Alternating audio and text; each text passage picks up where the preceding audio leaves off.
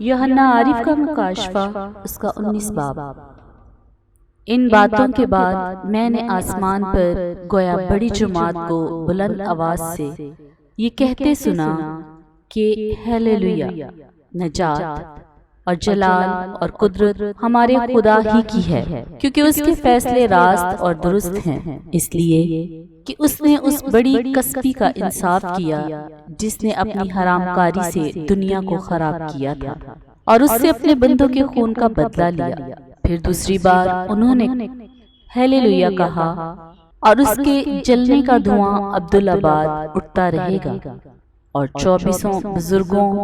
اور 4 جانداروں نے گر کر خدا کو سجدہ کیا جو تخت پر بیٹھا تھا،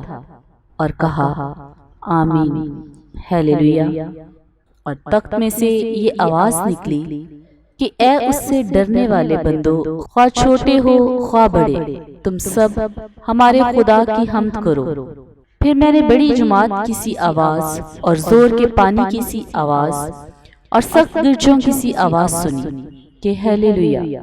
اس لیے کہ خداوند ہمارا خدا قادر مطلق بادشاہی کرتا ہے۔ آؤ ہم خوشی کریں اور نہایت شادمان ہوں اور اس کی تمجید کریں،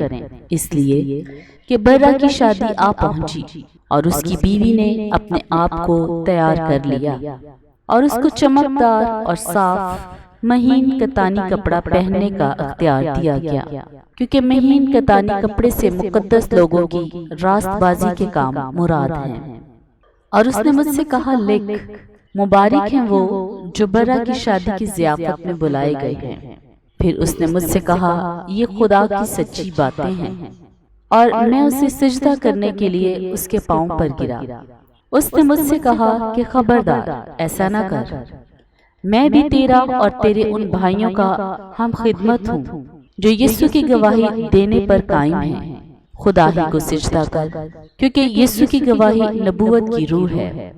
پھر میں نے آسمان کو کھلا ہوا دیکھا، اور کیا دیکھتا ہوں کہ ایک سفید گھوڑا ہے اور اس پر ایک سوار ہے، وہ سچا اور برحق کہلاتا ہے، اور وہ راستی کے ساتھ انصاف اور لڑائی کرتا ہے، اور اس کی آنکھیں آگ کے شعلے ہیں، اور اس کے سر پر بہت سے تاج ہیں، اور اس کا ایک نام لکھا ہوا ہے جسے اس کے سوا اور کوئی نہیں جانتا، اور وہ خون کی چھڑکی ہوئی پوشاک پہنے ہوئے ہے، اور اس کا نام کلام خدا کہلاتا ہے۔ اور آسمان کی فوجیں سفید گھوڑوں پر سوار اور سفید اور صاف مہین کتانی کپڑے پہنے ہوئے اس کے پیچھے پیچھے ہیں، اور قوموں کے مارنے کے لیے اس کے منہ سے ایک تیز تلوار نکلتی ہے، اور وہ لوہے کے عصا سے ان پر حکومت کرے گا، اور قادر مطلق خدا کے سخت غضب کی مہک کے حوض میں انگور روندے گا۔ اور اس کی پوشاک اور ران پر یہ نام لکھا ہوا ہے، بادشاہوں کا بادشاہ اور خداوندوں کا خداوند۔ پھر میں نے ایک فرشتہ کو آفتاب پر کھڑے ہوئے دیکھا، اور اس نے بڑی آواز سے چلا کر آسمان کے سب اڑنے والے پرندوں سے کہا آؤ، خدا کی بڑی ضیافت میں شریک ہونے کے لیے جمع ہو جاؤ، تاکہ تم بادشاہوں کا گوشت، فوجی سرداروں کا گوشت